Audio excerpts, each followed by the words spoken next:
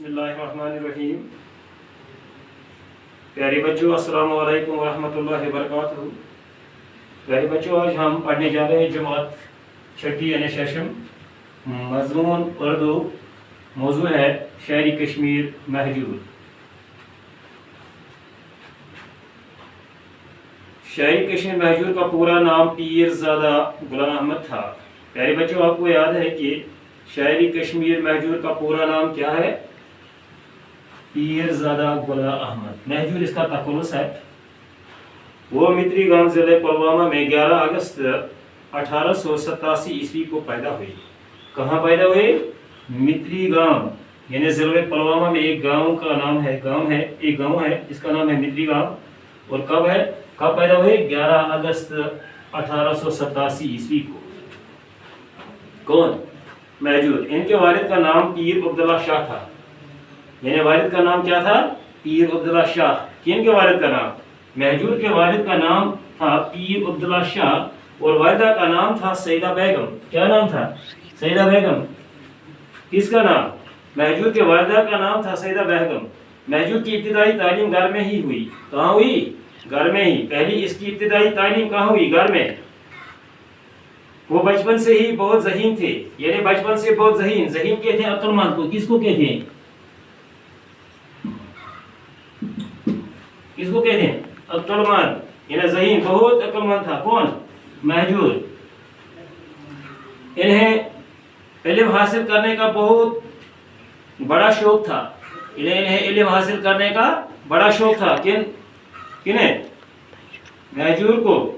مہجور نے ترال جا کے علی گرائی عاشق ترالی سے بھی درس لیا، یعنی کہاں اس نے درس لیا، تعلیم کہاں اس نے حاصل کی؟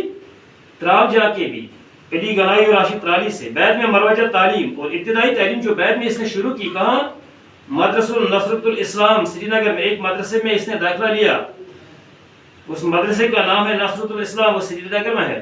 مہجور کی طبیعت میں خودداری تھی، اس کی طبیعت میں کیا تھا؟ خوددار تھا۔ کیا تھا مہجور؟ خوددار۔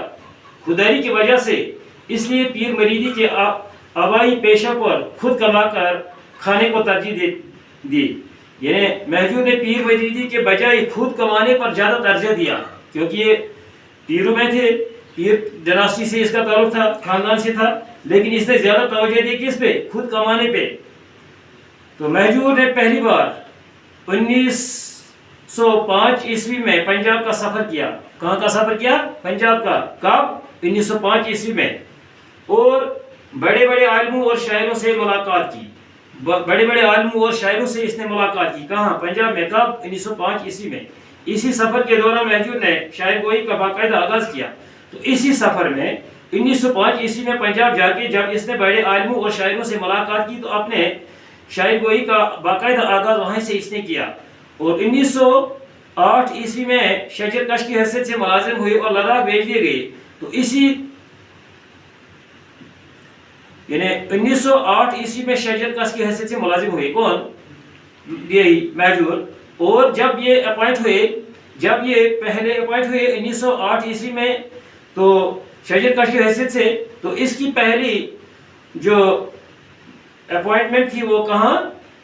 لداخ میں، یعنی پہلے اس کو لداخ بھیج دیا گیا۔ بعد میں پٹواری بنے اور پینشن ہونے تک اسی حیثیت سے کام کرتے رہے۔ اور اس کے بعد شجر کش کے بعد اس کی پروموشن ہوئی تو بنا یہ کیا؟ پٹواری۔ تو پینشن ہونے تک اسی حیثیت سے کام کرتے رہے، پٹواری ہی۔ مہجور کو ملازمت کے سلسلے میں لداخ، کرگل، حاجن، ہندوارہ اور علی گاؤں میں رہنا پڑا۔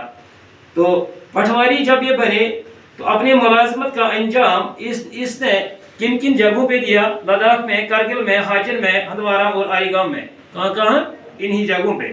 اسی دوران مہجور کو طرح طرح کی تکلیف بھی اٹھانا پڑی۔ تو اس ملازمت کے دوران اس کو بہت ساری تکلیفوں کا سامنا کرنا پڑا۔ 3 بار معطل کیا گیا، 3 بار اس کو معطل کیا گیا۔ کس کو؟ مہجور کو سسپینڈ کیا گیا۔ پٹواری بننے کے بعد ایک بھی ترقی نصیب نہیں ہوئی، کیونکہ اس کو بہت ساری مشکلات کا سامنا کرنا پڑا۔ 3 بار معطل بھی ہوا۔ اب سیدھی سی بات ہے، اس کی ترقی کہاں ہوتی تھی؟ یعنی کہ اس کو کوئی ترقی اس کو نصیب نہیں ہوئی۔ کیوں؟ इनके अफसरानी बाला इनकी लियाकत से जलते थे। इनके अफसरानी बाला यानी इनके अफसरानी बाला कहते बड़े ऑफिसर को, जो इसके आला ऑफिसर ऊपर थे, वो इसकी काबिलियत से, लियाकत यानी काबिलियत कहते हैं, लियाकत किसको कहते हैं? काबिलियत को, यानी इनकी काबिलियत से वो जलते थे। कौन? इनके बड़े ये अफसरानी आला, क्योंकि शख्सी राज का दौर था उस वक्त, इसलिए महजूर की शिकायत पर कोई गौर नहीं करता था। अब महजूर अपनी शिकायत किसी अफसर के सामने रखता तो आगे कोई गौर करने वाला नहीं था, क्योंकि उस वक्त क्या था? शख्सी राज का दौर। प्यारे बच्चों, आज हमने यहाँ तक ही पढ़ा, तो इंशाअल्लाह अगर जिंदगी रही तो कल इसके आगे और पढ़ेंगे। तो साथ साथ आपको हम सवाल भी यहाँ से सिखाते रहेंगे, दिखाते रहेंगे। तो आप, उम्मीद है कि आप घर में किताब निकालेंगे, जहाँ तक मैंने पढ़ा आप अच्छी तरीके से वहाँ तक किताब को खोल कर देखेंगे कि हमने आज क्या पढ़ा। इंशाअल्लाह अगर ज़िंदगी रही तो इंशाअल्लाह कल पढ़ेंगे। शुक्रिया।